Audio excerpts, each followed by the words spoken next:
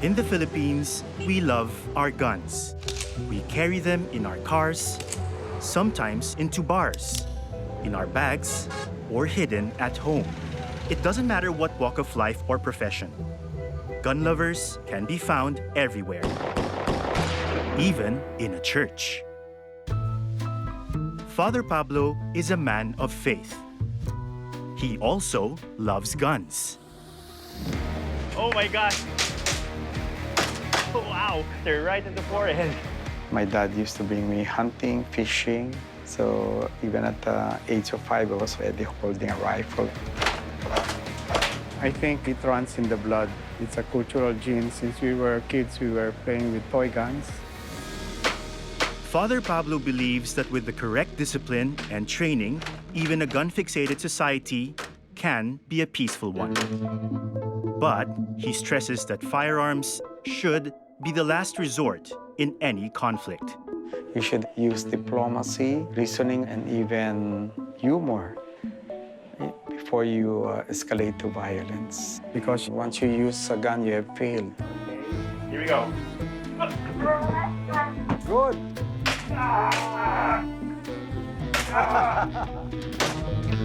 Nice.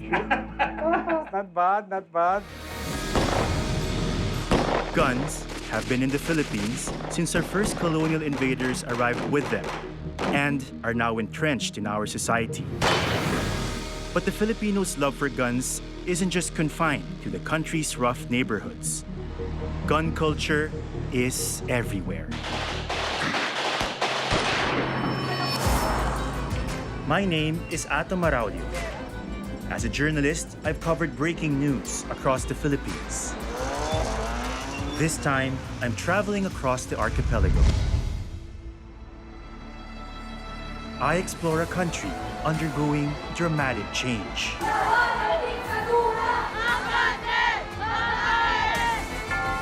I want to uncover the stories behind the headlines. It's quite haunting. The place is completely abandoned.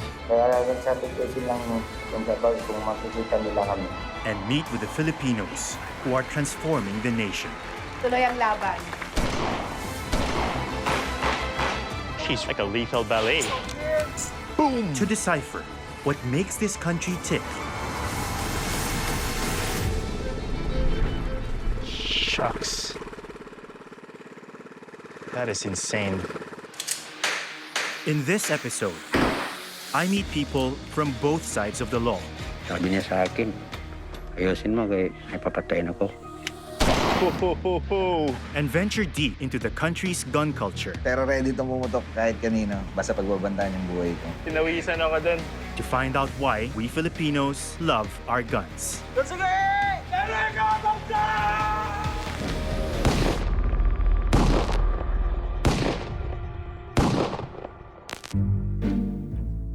The Philippines has one of the highest rates of gun ownership in Southeast Asia. In fact, guns are so embedded in our daily lives that we can even drop into a shopping mall to buy or fire one. I'm in the Makati Cinema Square Mall in Manila to find out more about this fascination with guns. Gave me a fright. I've run into a couple on a date. My gosh. Who says romance is dead? Let me see how you did here. It's very impressive. I feel like you have a lot of pent-up stress. This is all you? Yes. Wow. And you guys, this is your bonding activity? Sort of, yes. We do this on a weekly basis. What is it about guns that you really enjoy? The adrenaline rush. Yun, now we're getting somewhere. The adrenaline rush, it's different. One thing that I noticed, shooters, when we are in the range, most of us, we're like equal. There's no rich, there's no poor, there's no man, there's no woman, there's no old, there's no young. Does your common love for guns, does it reinforce the partnership? Does it make your love stronger? Definitely. Definitely. Definitely. Although there is no constitutional right to bear arms, civilians can legally own guns, including assault rifles. It's estimated that there are nearly 4 million guns circulating in the country, but over half of them are unregistered. This proliferation of firearms has led to the Philippines becoming one of the world's top 10 countries for gun-related deaths. And here in Manila, one place that's seen more than its fair share of gunshot victims is the Philippine General Hospital. I'm here to meet Dr. Ted Herbosa, a trauma surgeon and head of the emergency department. He has a ringside view of the damage guns can do. I'm joining Dr. Ted as he checks in on a gunshot victim of a street altercation gone wrong. Si Jason, taga Cavite. Hello, Jason. Ano nangyari sa'yo? Baril tsaka saksak. Saan ka tinamaan ng bala? Dito po sa loob. So, the bullet is still Yes, the bullet inside. is still there. In this case, the bleeding never stopped. And then he ended up having fever and complications. Right. I want to find out what Dr. Ted thinks of our gun culture here. I'm with the Gunless Society. I find no reason why a person should own a gun unless he wants to kill someone. So why should I own a gun? If you say you want to defend yourself, you can defend yourself some other way, or the state should protect you from crime and violence. Is it indicative of the kind of society we have that a lot of young men essentially want to own guns? Yeah, I think that's part of the behavior. As we have a macho culture that's there, whether it's in the slums or in posh subdivisions. Yeah. So where did that come from? Honestly, I think it's our love for American culture because it's America that loves their guns. They put it in their constitution. The right to bear arms is in their constitution. And we were under the Americans for a long time. America colonized the Philippines for nearly 50 years in the early 1900s. And also local culture, which also borrows from the West, from America to be specific, also cultivated this hero gun-toting characters. Yeah, we have our cinema action heroes, They were all gun-toting. When I was a kid, the heroes you admire would have a gun who would kill the bad guy with his gun. So everybody thought that gun was their justice. Right. So I think it's the fascination of the Filipino with guns. Talking to Dr. Ted made me realize that my own early impression of guns also came from the big screen. It's been said that movies glamorize guns, but just how much influence do our gun-wielding heroes have on us? I'm on my way to meet Efren Reyes Jr., who was a gun-toting action star in the 80s. Kapwa kayo mga walang utang na loob. Efren's on-screen kill count in those days would have given Arnold Schwarzenegger a run for his money. As a collector and shooter, Efren's gun-loving persona extends off-screen too. I wonder what he thinks about our nation's love of guns. Hey, Adam. Sir Efren. Yeah, how are you? Very good. Maraming salamat, ha? Do you think that Filipinos owning guns, does it say something about our culture? Yeah, it's kind of a macho thing. It's an extension of the ego. They say big guns. When you have a big gun, you have a big hand. Ah. Yeah, big gun, big hand. Big hand, big hand. Turns out, Efren is a big fan of big guns. He's offered to show me his collection. Welcome to my cave. I feel like this is a big moment. Yes, I don't know if you're ready for this. My gosh, that's not a small collection. It is a small collection. It's just a little shotgun here Oh, wow. and a little shotgun there. There's my little Is shotgun. it safe to handle? Oh, yes, it's flagged. Okay. When you have the flag there, it's relatively safe. Relatively safe, okay. And this is my little toy. It's an interesting color, too.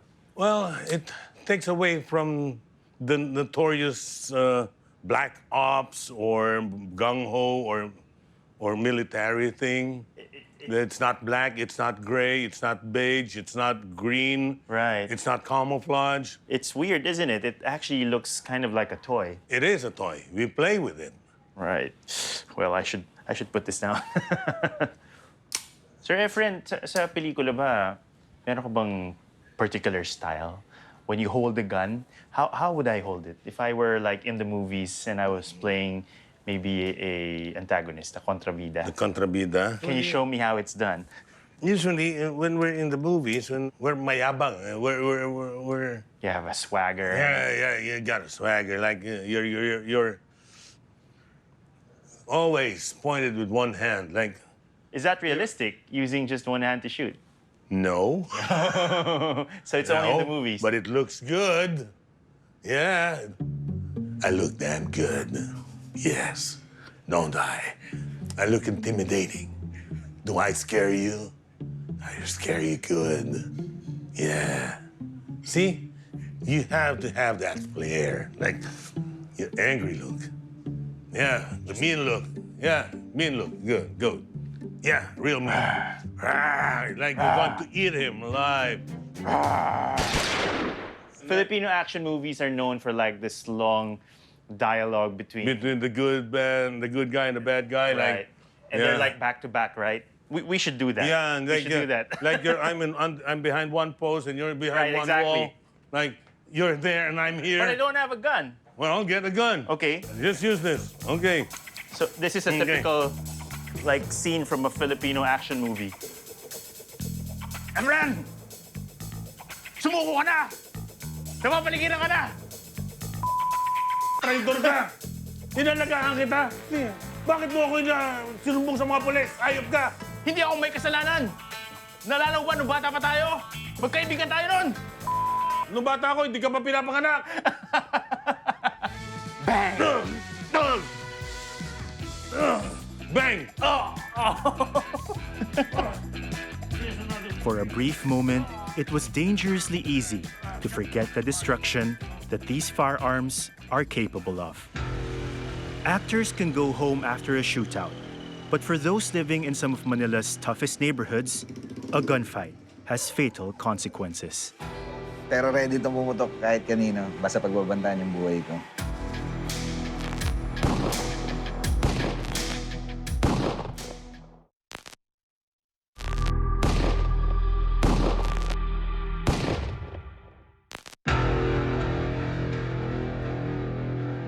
The Philippines has the highest murder rate in Southeast Asia, with over 8,000 gun-related homicides per year. Manila is home to some truly notorious gangs who are known to use guns as part of their operation. I'm on my way to meet OG Sacred, a former gang member, to see if I can get some insight into their closed and oftentimes violent world. Tondo is one of the tougher neighborhoods in Metro Manila, and there's this barber shop just off the highway where OG has agreed to meet me just to show me around. Once upon a time, Tondo was a kingdom known as the land of poets. Now, it is one of the most dangerous, densely populated, and poorest districts in the capital, known for its violent street gangs. These were formed in the 1950s during the mass migration from the rural areas, when Tondo was the cheapest place in town. Hey, there you are. Kamusta? Okay lang po. An almost inadvertent part of growing up in this neighborhood means being affiliated or connected to a gang from a very young age. Alam mo, itong Tondo, meron siyang reputation for being, very tough, no? Maraming mga gangs, medyo violente. Tingin mo ba tama yung ganung pananaw? Siguro dahil yun sa mga lumang pelikula eh. Ang dami kasi naging siga dito na nagawa ng pelikula yung buhay, di ba? Ikaw mismo, personally, paano ka nagsimula sa gang? Paano ka napasok sa gang? Ako, simpleng simpleng paghanga lang dun sa mga nauna sa akin sa grupo. Parang ang cool lang nila masyado, parang lahat sila yung pinapansin. Pati mga chicks sila yung tinitignan, yung mga lalaki, takot sa kanila. Parang ganun lang kasimple. So G, ano yung mga gang ng mga nag-ooperate sa ganitong lugar? Dito, ang mga kilalang gang dito, yung mga WSI, West Side Islander, pinakamalaki yung TBS. Tapos mga fraternity, gano'n. Meron dito yung mga galing sa loob ng ulungan, kung tinawag, pangkat. Gang din kasi yun, pero hindi na siya gumagana kasi pag nasa laya ka na eh. Yung iba ba umaabot sa punto na nagiging talagang hardened criminals, nagiging guns for hire or... Oo. Wow.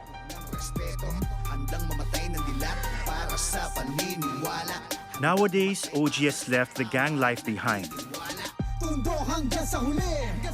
And as a successful rapper, is reconnecting with Tondo's poetic roots, both solo and with his crew, the Tondo Tribe. Tayo? Ito yung court namin.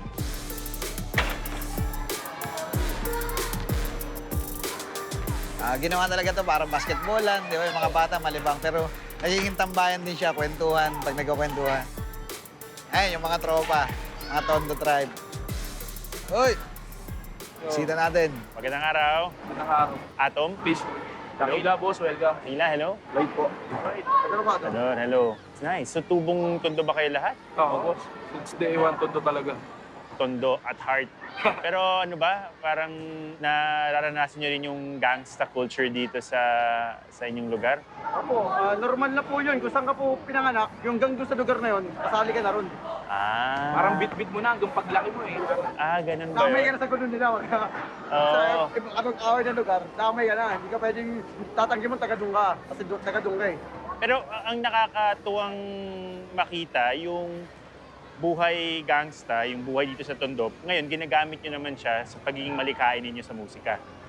Bakit rap? Bakit rap ang usong baga style? Ba't hindi rock and roll or whatever? Uy, sintonado po kasi iba sa amin.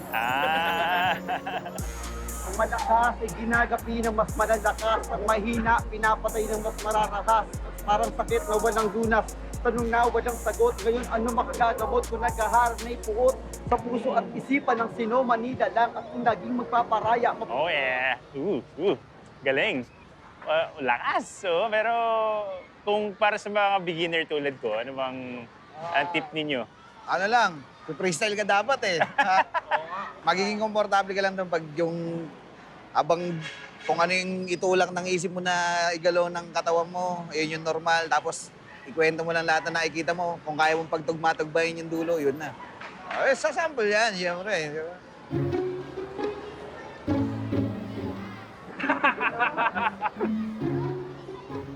Andito ko ngayon, kasamang tropang to, kami maglalaro ng konting basketball. Yeah. Tinawisan ako dun. May future ba ako sa Tondo Tribe? Tinawanan lang ako eh. Ako pa rin bang mga baril? May baril. Siyempre, These guys may use rap as an outlet for the rough and tumble of hardened gang life, but the threat of violence is never far away. There it is. The unmistakable silhouette of a gun.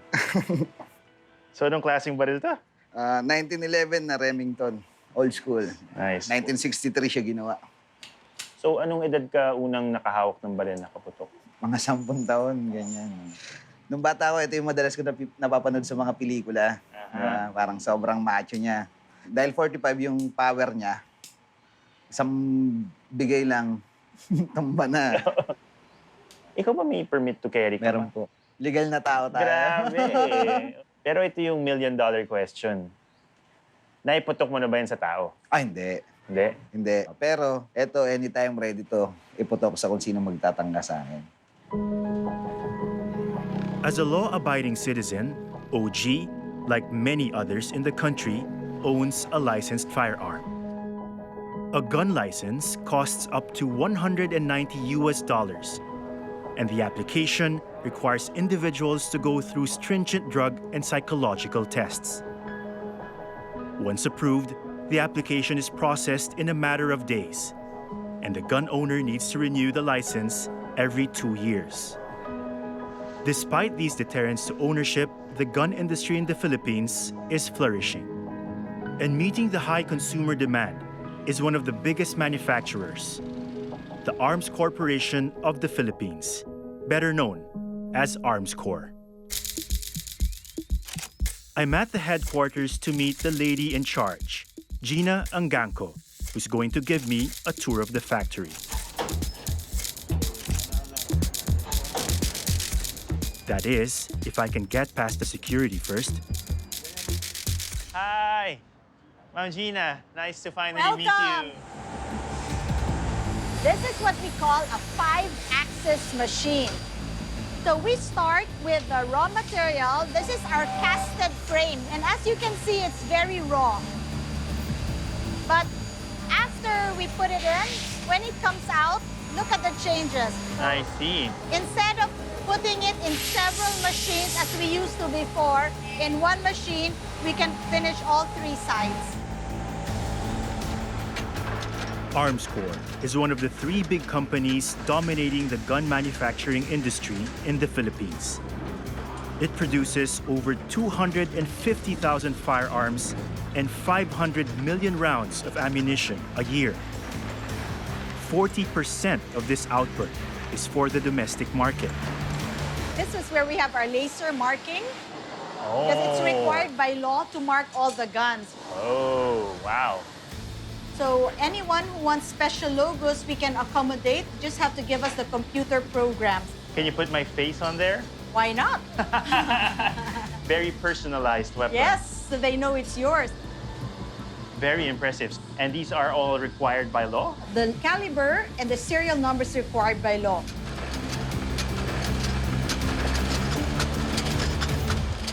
So, Ma'am Gina, why do you think Filipinos love guns?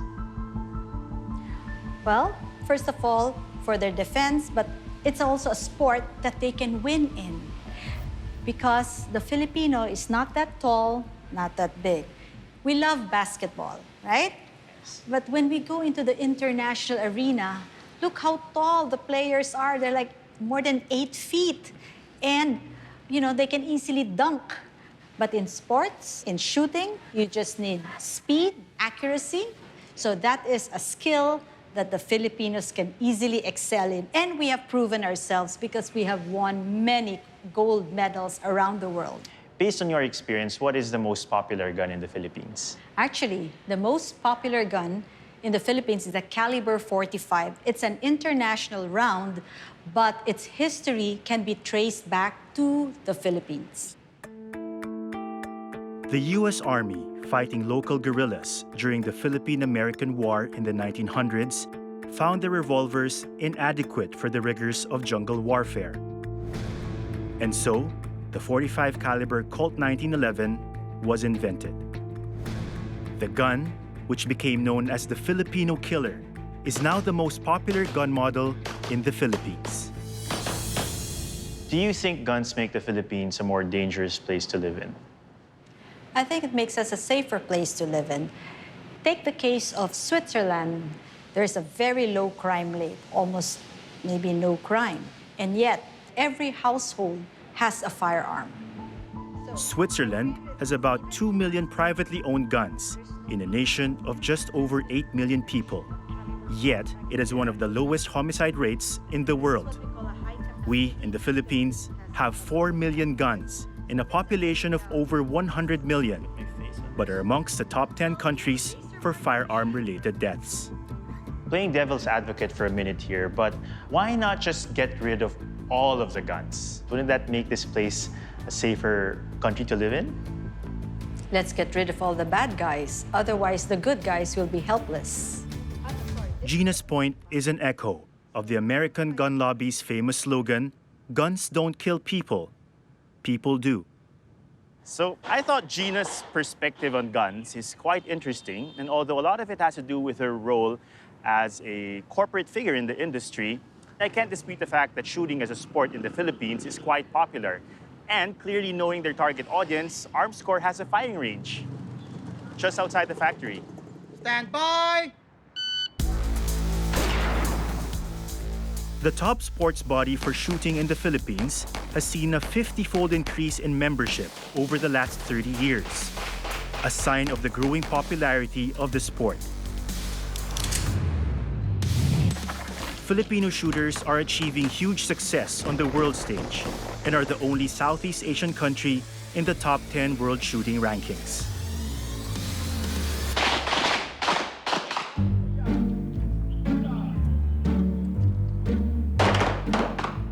Tong, Body, one head, stand by. basta.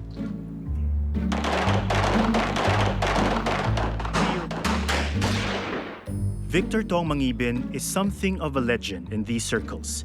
He was once part of a drug enforcement agency and has trained elite members of the police and private security forces. Up! Man, that's very cool. That's very cool. He's promised to introduce me to future champions, Jessica and Nico. They're part of the Philippine team for the lady category division and for the junior category. Batang-bata pa. Ilan taon ka na? 23. 23 and? 13. 13? 1-3? Wow. Oh my gosh. Could be my little pamangkin. Yeah, usually we start them at the age of 9, which is below 8 is not physically good for them. Tong has agreed to coach me and thinks he can get me ready to compete with the champs in one afternoon. Well, who am I to argue with an expert? So Tong, tell me about your story. Bakit ka nahilig sa baril? During my college days, I'm so fascinated about this, James Bond secret agent thing. And I've dreamed always of being one. So I got a gun illegally when I was in college. Look at you. Yeah. And then I got into a constabulary anti-narcotics unit, supposedly the equivalent of the DEA. And that's when I learned that I did not know how to shoot. I was surprised to hear that the drug enforcement officers in those days weren't expert marksmen. But Victor didn't take long to become a top shooter. So we evolved into what we call the isosceles stance. This is called Just the isosceles push, stand. push it out from the Right. holster or from the table, from any plate. Just push it out, point Yeah. to the target, and let it recoil. Okay. It will recover back to its position.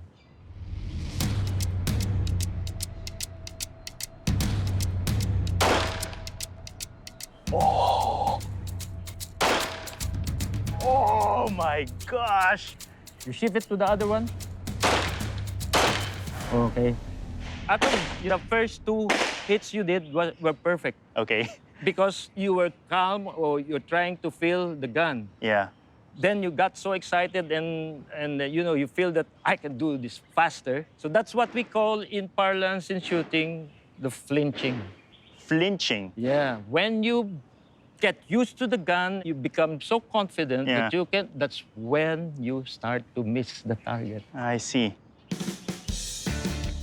Despite the flinching, I'm feeling so confident after my lesson that I'm ready to compete with Jessica head-on. And my weapon of choice is a big gun. That would make Efren proud. Stand by.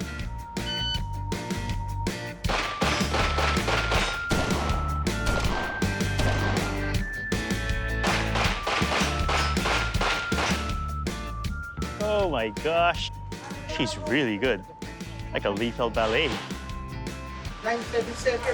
Well done. I reckon I can finish that in 4 seconds.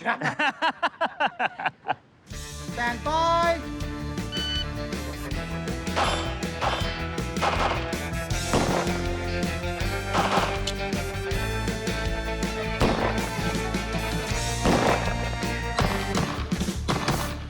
Time.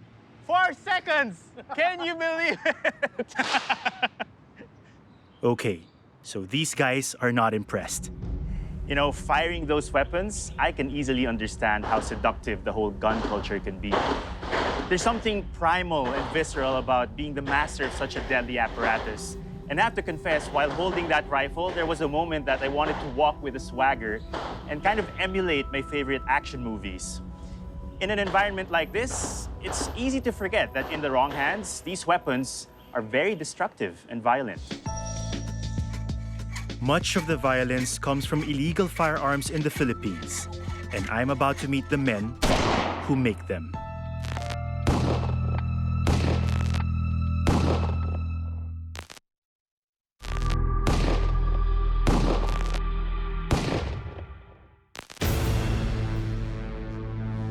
Guns first came to the Philippines with our former colonizers.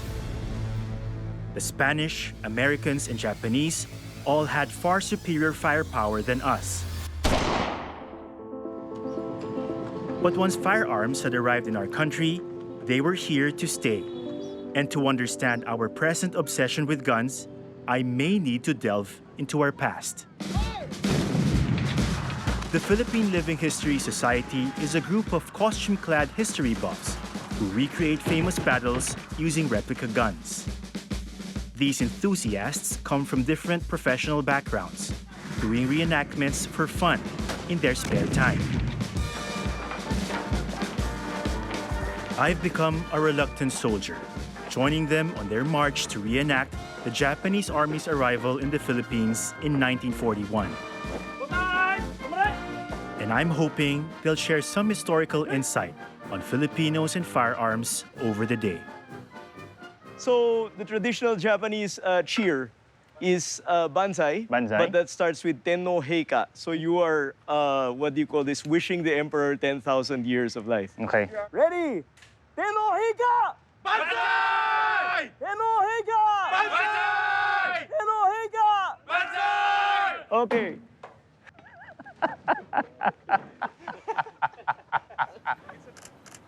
What do you think about Filipinos and our love for guns? It's kind of unique to this region. Where do you think that's coming from? The gun culture in the Philippines started, I guess, from the fact that we didn't have access to guns. When we were fighting like the Spaniards, they would have muskets, and then we would have like bolos and such. So the backyard culture of gun making started there because they couldn't import guns, they would start making guns. So it was out of necessity that we had to look for these guns and make them. Yeah, basically. Yeah.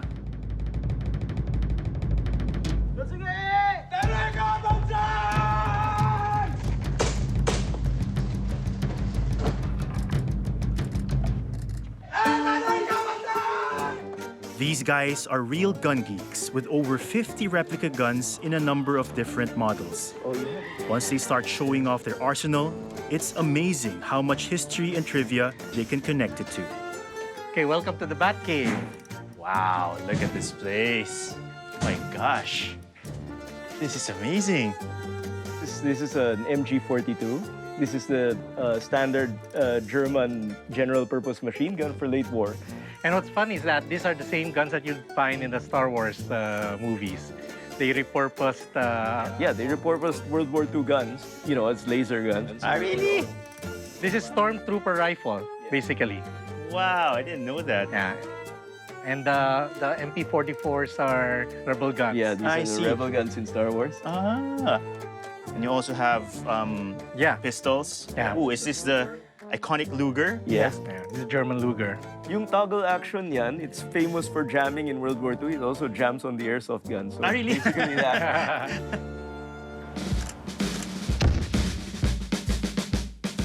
Since the late 1800s, Filipinos have been involved in 4 wars. And through their reenactments, these guys are visually documenting this country's relationship with its guns. But in recent history, that relationship has taken a darker turn. It's estimated that 99% of gun-related crimes in the Philippines are caused by loose firearms. I'm heading to Danao in Cebu, known for its thriving backyard industry of illegal gun making. I've been told there are nearly 6,000 illegal gun makers here in Cebu alone. But getting to them means going through a tightly organized and secretive network. They're not easy to get a hold of. You have to know a person who knows a person and so on. But having said that, I've managed to talk to one of them and I'm about to meet him now. So I've agreed to meet my contact somewhere here. He doesn't want to be seen on camera, but I just have to give him a call.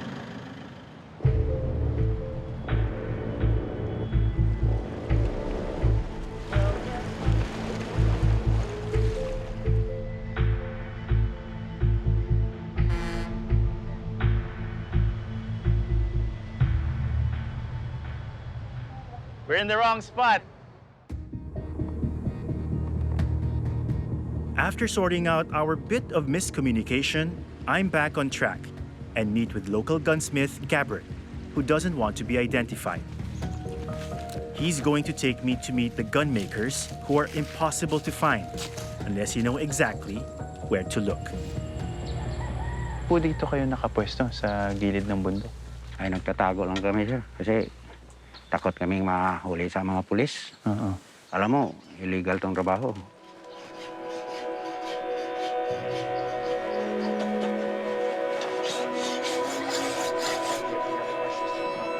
Ano po yung ginagawa nila ngayon? Nagawa sila ng 45 caliber pistol, sir. This is a very impressive setup. We are essentially in the middle of the jungle here, and there's just some shacks, and inside those shacks there are some tools and all these handrails, and they're making these deadly weapons. Yung isang buong baril po, gaano katagal? Umabot ng mga 4 o 5 araw. 45 days. It takes 45 days to finish a whole weapon. So ito po ay 45 caliber. Oo. 45 caliber. Wow. Anong klaseng mga baril po yung kaya nyong gawin dito? So, 22. Magnum. Tapos, 9mm. Marami, sir, pero ang balit, sir, 45 or 9mm ra. Yun ang pinakamabenta? Yung may katalog ko, sir, pero... The guns they make here cost about $150 US, a lot cheaper than a handgun from Arms Corps, which costs an average of $390 US. So who are their customers? Naisip nyo na po ba na baka yung baril ninyo na ginagawa baka mapunta sa maling mga tao? Yung magawa ng krimen o yung mga holdapper, ganun? Marami, sir. Kasi ako, kagawa kong baril order sa isang bodyguard sa mayor sa San Fernando. Sabi niya sa akin, ayusin mo kay may papatayin ako. So, patay. Nagkapatay na ang baril ko, sir. Binili niya. Tapos, Ano pong pakiramdam niyo doon na baril niyo yung ginamit sa pagpatay? wala. Ay, hindi naman kami ang nagkuan, paputok. Proud na proud kami nga nagtrabaho yung kasing baril, sir. Well, a gun is only as good as the aim of its shooter. Gabbert is keen to show off his handiwork. Oh! Ho, ho, ho, ho! Ho, ho! Hindi, tumama. Oh, you missed it. You missed it. There's the hole. Kinakabahan kayo, kaya hindi tumama. Ay, magaling po kayong gumawa ng baril, pero di kayo magaling bumaril. These guys are obviously very skillful, take a lot of pride in their work, and it's almost like watchmaking or like very sophisticated shoes, but you have to remember that these things can actually kill people. It is a craft, yes, but it's a very deadly craft. The reality on the ground is that these guns are used throughout the country in local power struggles and crime-related violence, especially the drug trade. It's led to the president declaring a war on drugs and sanctioning controversial and extreme measures to combat drug crime. Since July of 2016, when Duterte assumed office, that's when the killings started.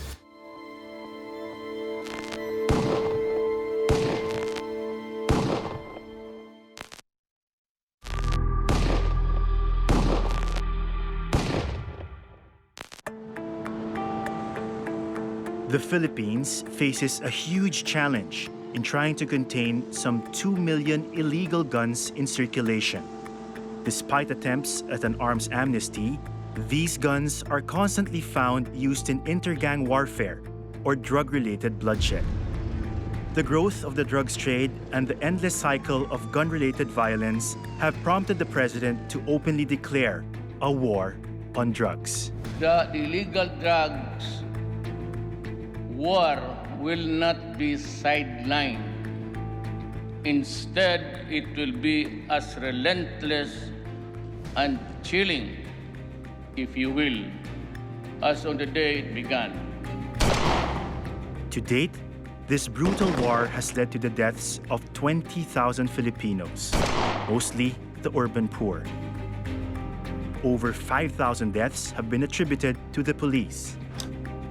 These controversial, extrajudicial killings are more commonly known as EJKs, in which police officers or vigilante groups allegedly sanctioned by the state execute their victims without allowing them any legal recourse.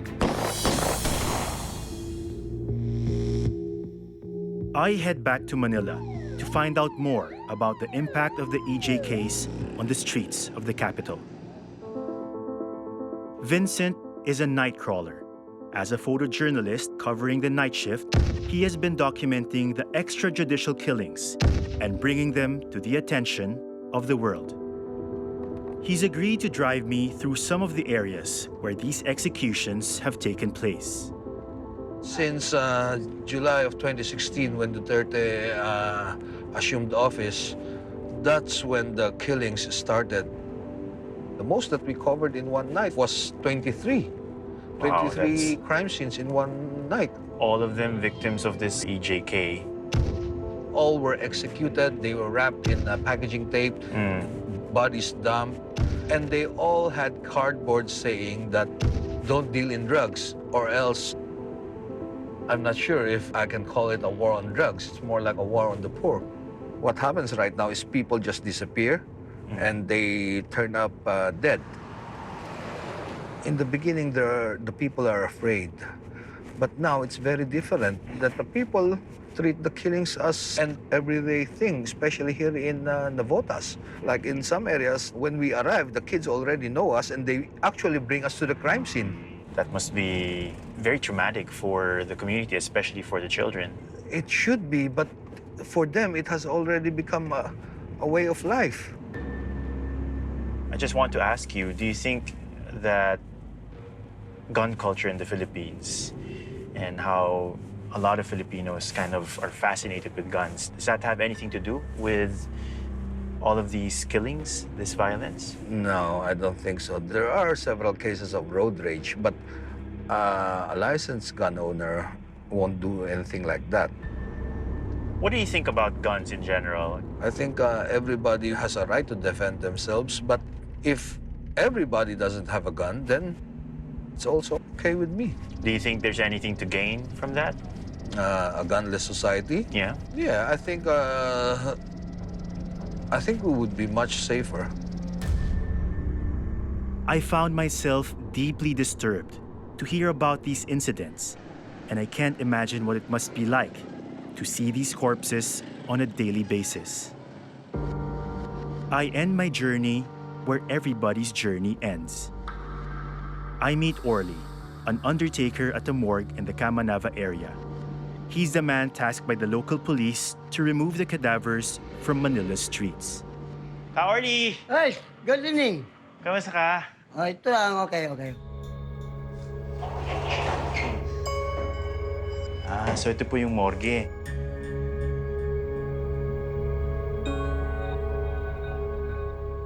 Pero since 1975 up to now, parang yung di na bago sa akin yung mga sanay na ako. Kaya yung nervous at takot sa katawan ko, wala na yun. Pero may panahon po ba na nung kasagsagan nung mga patayan sa kalsada, ano po itsura nitong morgue ninyo? Anong panahon na kasagsagan ng ano? Marami ito dito, may istakan, ito istakan ko yan. May salansan dito nung panahon na yun. Patong-patong yung mga bangkay? Oo, patong. Bukod dun sa kuwan ko na yun, may laman din yun dati, puno yun. Hanggang second floor yun. O tapos, ano nangyari sa mga bangkay na yun? Pinalibing ko lang ng mass burial.